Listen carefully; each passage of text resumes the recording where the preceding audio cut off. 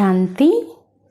ఈరోజు Murali date 29 August 2023.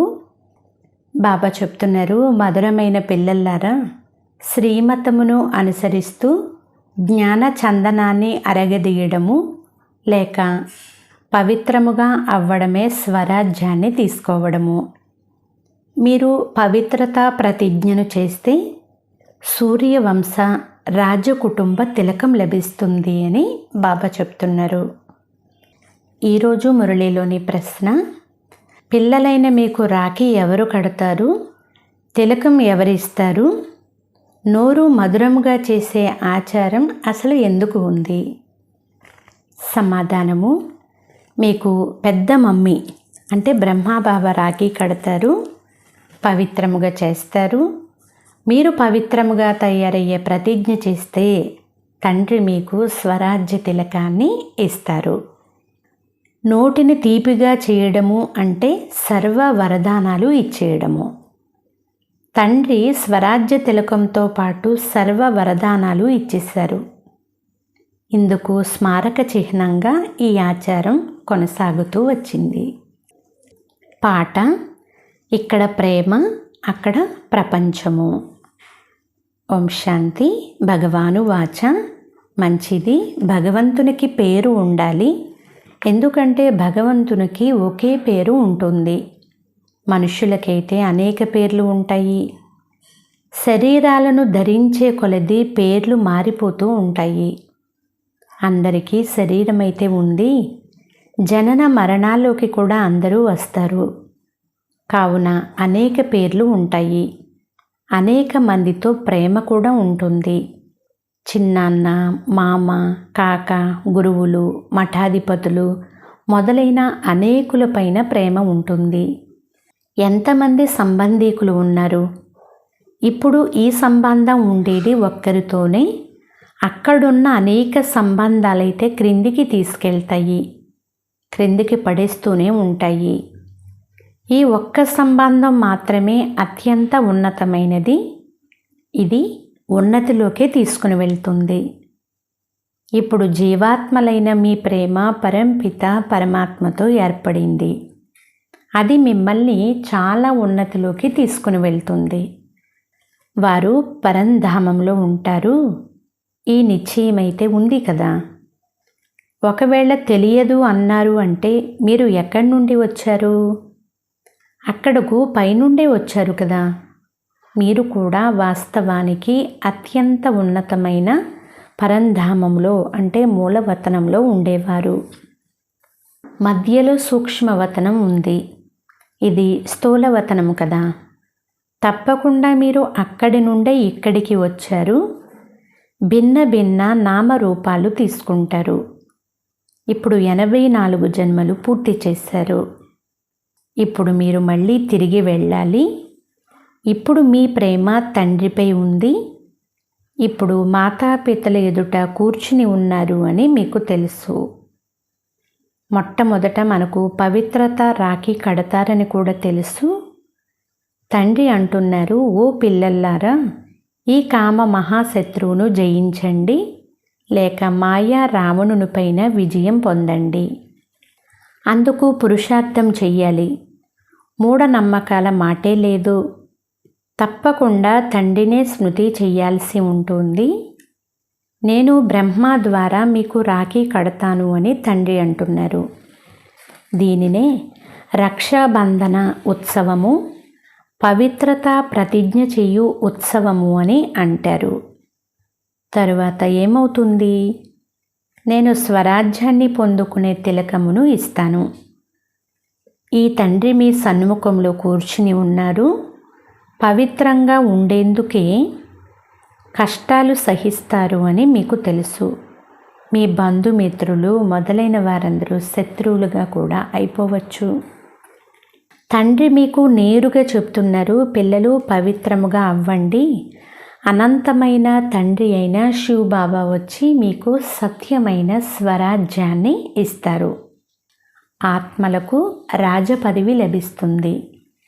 ఇప్పుడు ఆత్మలకు నీచమైన పనికి రాని పదవి ఉంది అని బాబా అంటున్నారు. రాఖీ పండుగను రాఖీ ఉత్సవము అని అనరు.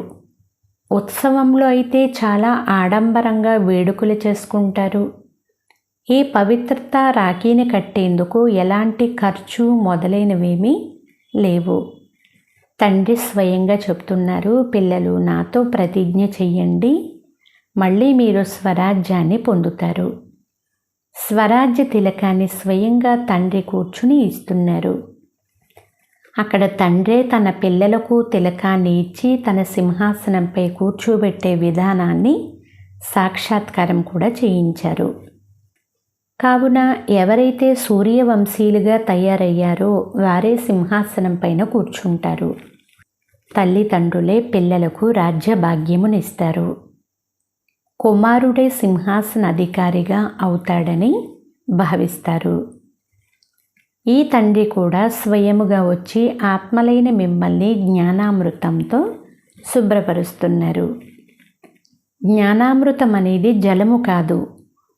తండ్రి చెప్తున్నారు, మీరు 63 జన్మలు విషయ సాగరంలో మునకలు వేశారు. అపురూపమైన పిల్లలు, ఇప్పుడు మీ 84 జన్మలు పూర్తి అయ్యాయి. ఇప్పుడిది మీకు అంతిమ జన్మ. పవిత్రముగా అవ్వండి, నా మతమును అనుసరించండి. మీరు స్వరాజ్యాన్ని పొందేందుకు తండ్రి వద్దకు వచ్చారు కదా. రాజు వద్దకు పుత్రుడు వస్తాడు. ఆ పుత్రుడు నేను రాజపదవిని పొందుతానని భావిస్తాడు. అయితే దానిని స్వరాజ్యము అని అనరు. స్వ అనగా ఆత్మ. కావున ఆత్మకు రాజ్యము లభిస్తుంది. అయితే నేను ఆత్మను మహారాజా మహారాణిగా అయ్యేందుకు రాకుమారుని శరీరాన్ని ధరించాను అనే జ్ఞానం ఉండదు. తిలకాన్ని ధరింపచేయడం కూడా ఉత్సవమని గాయనం చేయబడింది. పిల్లలు జ్ఞాన చందనాన్ని అరగదీసి పవిత్రముగా అయి శ్రీమతమును అనుసరిస్తే తండ్రి తిలకాన్ని దిద్దుతారు. తండ్రి తాను స్వయం రాజ్యం తీసుకోరు. వారు స్వయం సింహాసనం పైన కూడా కూర్చోరు. స్వయం సింహాసనంపై కూర్చోకుండా తన పిల్లలను సింహాసనం పైన కూర్చోబెట్టే తండ్రిని మీరు ఎక్కడైనా చూసారా? ఈ బ్రహ్మా బాబా కూడా పురుషార్థియే. శివబాబా పురుషార్థం చేయించువారు. ఇతడు తన గొప్పతనాన్ని ఏ కొంచెం కూడా చెప్పుకోడు. శివబాబా వచ్చి ఇతన్ని కూడా వజ్రతుల్యంగా చేస్తారు. కావున ముఖ్యమైన విషయము పవిత్రంగా ఉండడము. భలే ఇంటిలో కలిసే ఉంటున్నా పవిత్రముగా ఉండండి. తండ్రి ఈ రుద్రజ్ఞాన యజ్ఞాన్ని రచించారు. యజ్ఞము ఎల్లప్పుడూ బ్రాహ్మణుల ద్వారానే రచింపబడుతుంది. శ్రీకృష్ణుడు నేను యజ్ఞాన్ని రచిస్తానని చెప్పడం అసంభవము. మీరు బ్రాహ్మణులు, బ్రహ్మముఖ వంశావళి. మీరు శ్రీమతమును అనుసరిస్తున్నారు. బ్రహ్మను శ్రీ అని అనజాలరు. ఇక్కడ ఆత్మ శరీరము రెండూ పతితముగానే ఉన్నాయి. మీరు శ్రేష్టముగా అవుతూ ఉన్నారు. ఇప్పుడే మిమ్మల్ని శ్రీ అని అనరు. ఇప్పుడు మీరు శ్రేష్టముగా అవుతున్నారు. అత్యంత ఉన్నతులైన తండ్రి వచ్చి మిమ్మల్ని శ్రేష్టంగా లక్ష్మీనారాయణుల వలె తయారు చేస్తారు. మీరు అంత శ్రేష్టంగా 16 కళ సంపూర్ణముగా అవ్వాలి. తండ్రి అడుగుతున్నారు, మీకు లక్ష్మీనారాయణులుగా తయారయ్యే నష ఉందా, లేక సీతారాముల నష ఉందా? అప్పుడు అందరూ లక్ష్మీనారాయణుల నషాయే ఉంది అని అంటారు.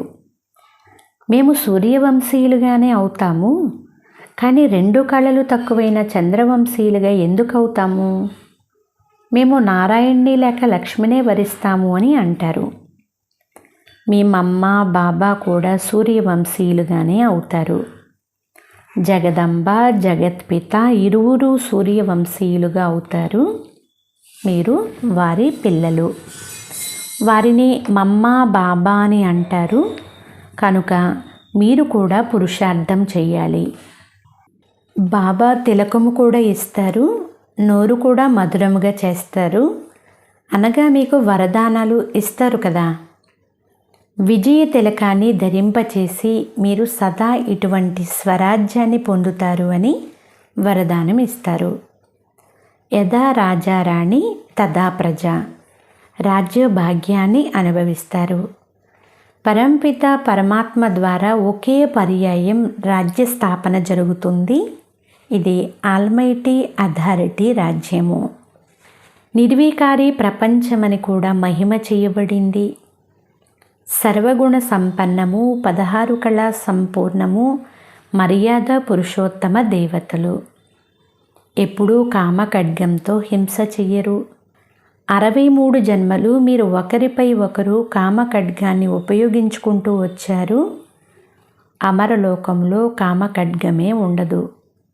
ఇక్కడ కామ ఖడ్గంతో మీరు పతితులుగా అవుతూ తమో ప్రధానముగా అయిపోయారు. తండ్రి స్వర్గస్థాపన చేస్తున్నారని పిల్లలైన మీరిప్పుడు అర్థం చేసుకున్నారు. వారు భారతదేశంలోనే జన్మ తీసుకుంటారు. తండ్రి వైకుంఠాన్ని బహుమతిగా తెచ్చారు. అర్ధకల్పము ఓ గాడ్ ఫాదర్ దయ చూపండి, కరుణ చూపండి అని బిగ్గరగా అరుస్తూ వచ్చారు. భక్తి మార్గంలో ఇలా పాడతారు కదా. సత్యయుగంలో ఈ విధంగా ఎవ్వరూ అరవరు. అక్కడ సదా సుఖమే సుఖం ఉంటుంది. దుఃఖములో అందరూ స్మరణ చేస్తారు, సుఖములో ఎవ్వరూ స్మరణ చెయ్యరు. అనేక ప్రకారాల దుఃఖం ఉంది కదా. దివాళా తీస్తే ఎంత దుఃఖం ఉంటుంది. జబ్బులు మొదలైనవి వచ్చినా దుఃఖం కలుగుతుంది కదా. స్వర్గములో దుఃఖానికి నామరూపాలే ఉండవు. తండ్రి వచ్చి పిల్లలైన మీకు రాజ్య భాగ్య తిలకమునిస్తారు. ఇది దుఃఖధామము, అది సుఖధామము. శాంతిధామంలో అయితే ఆత్మలు మాట్లాడవు. ఇక్కడికి వచ్చి టాకీగా అంటే మాట్లాడేవిగా అయిపోతాయి. మీ స్వధర్మమే శాంతి. ఇప్పుడు మీకు సుఖశాంతుల స్వరాజ్యం లభిస్తుంది. కావున తండ్రికి సంతానమై వారి శ్రీమతాన్ని అనుసరించాలి. చదువుకునే సమయంలో గమనమంతా చదువుపైనే ఉంచవలసి ఉంటుంది.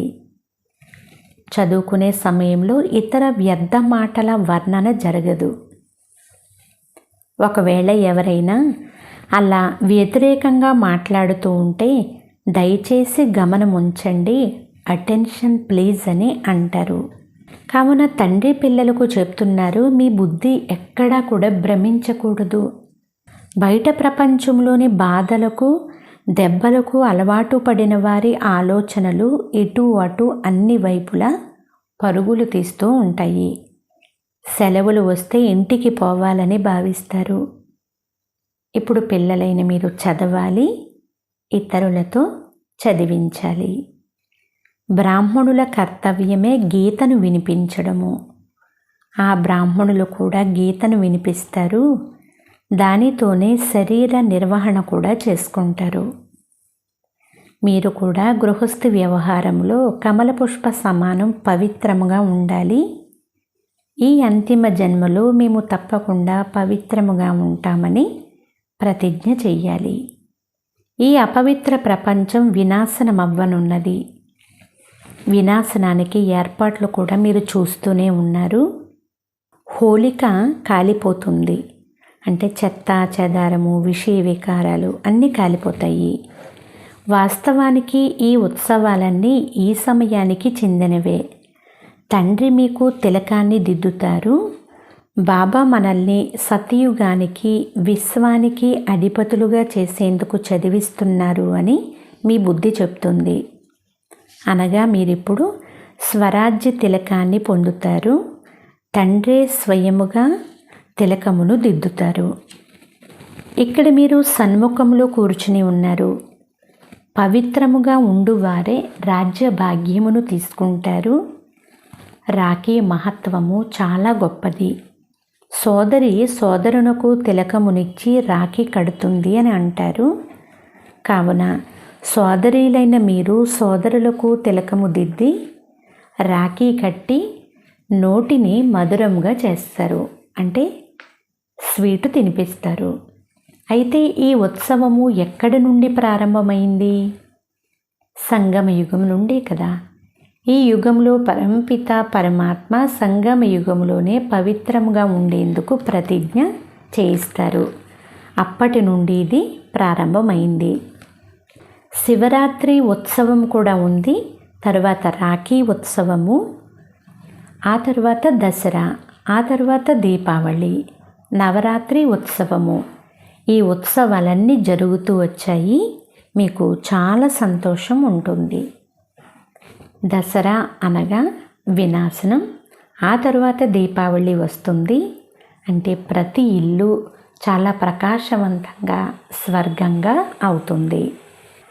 మీరు శివబాబా, బ్రహ్మ విష్ణు శంకరుల, లక్ష్మీనారాయణుల అందరి జీవిత కథలు తెలుపగలరు. పూర్తి చక్రం గురించి మీకు తెలుసు. సీతారాముల గురించి కూడా మీకు తెలుసు. వారు పాస్ అవ్వలేదు, మార్కులు తక్కువ లభించాయి. అంతేకాని 8-10 భుజాలు ఎవ్వరికీ ఉండవు. కూర్చుని ఎన్ని చిత్రాలు తయారు చేశారు? దీనినే సమయాన్ని వ్యర్థం చేయడము అని అంటారు. Waste of money, waste of energy అని అంటారు. మనము స్వరాజ్య వారసత్వం తీసుకునేందుకు వచ్చాము అనేది మీకు తెలుసు. మాతాపితలు అనుసరించున్నట్లు మనం శ్రీమతాన్ని ఎందుకు అనుసరించము? ఇది అర్థం చేసుకునే విషయము. తండ్రి మానవ సృష్టికి రచయిత. వారు అనంతమైన తండ్రి కదా.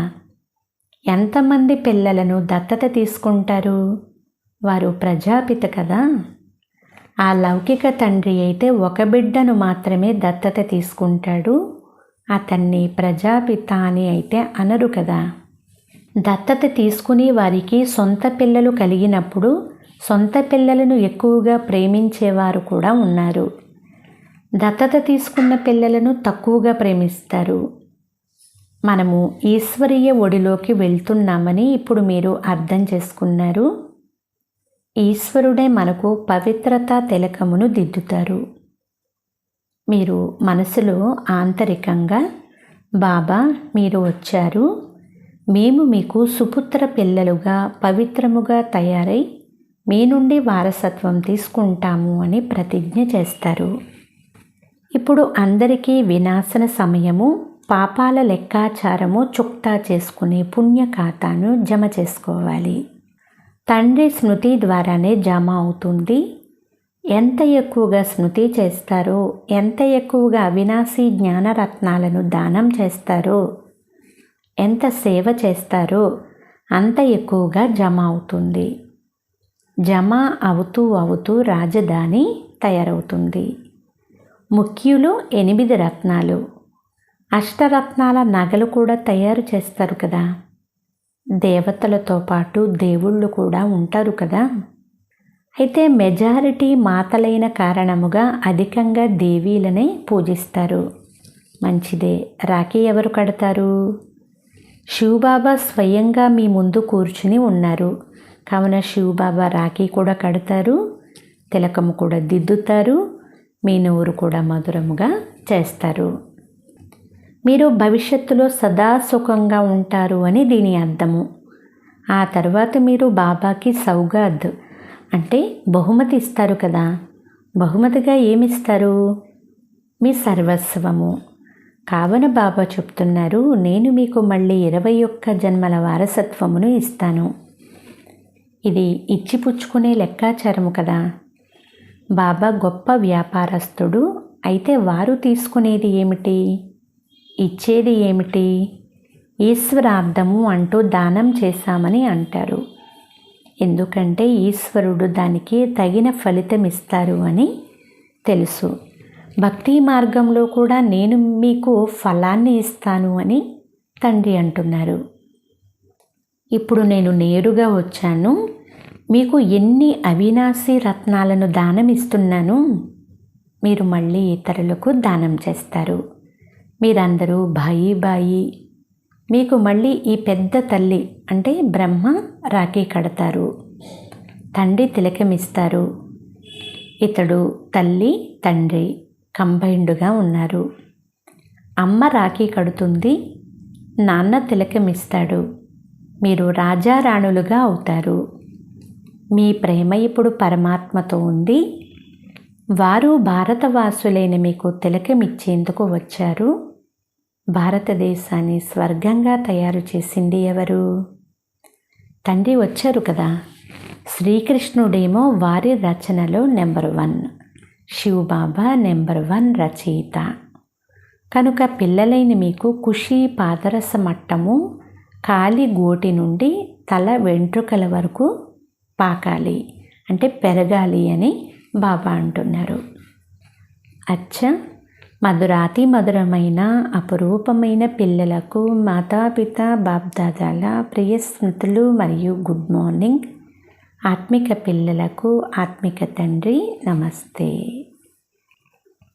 ఆత్మీయ తండ్రికి ఆత్మీయ పిల్లల యొక్క ప్రియ స్మృతులు, గుడ్ మార్నింగ్ మరియు నమస్తే నమస్తే నమస్తే. ధారణ కొరకు ముఖ్య సారము. ఫస్ట్ పాయింట్, హృదయపూర్వకమైన ప్రేమ ఒక్క తండ్రితో మాత్రమే ఉంచాలి, దేహదారులతో ఉంచరాదు. ఎందుకంటే మీకు సర్వ సంబంధాలు ఒక్క తండ్రి మాత్రమే. సెకండ్ పాయింట్, చదువుకునే సమయంలో మీ గమనమంతా చదువుకే ఇవ్వాలి. వ్యర్థ విషయాలను వర్ణన చింతన చెయ్యరాదు. బుద్ధిని అన్ని వైపులకు భ్రమింప చెయ్యరాదు. ఈరోజు వరదానము, నిశ్చింతులుగాయి తండ్రి శక్తిని సహాయ రూపములో అనుభవం చేసే చింతాముక్తు భవ.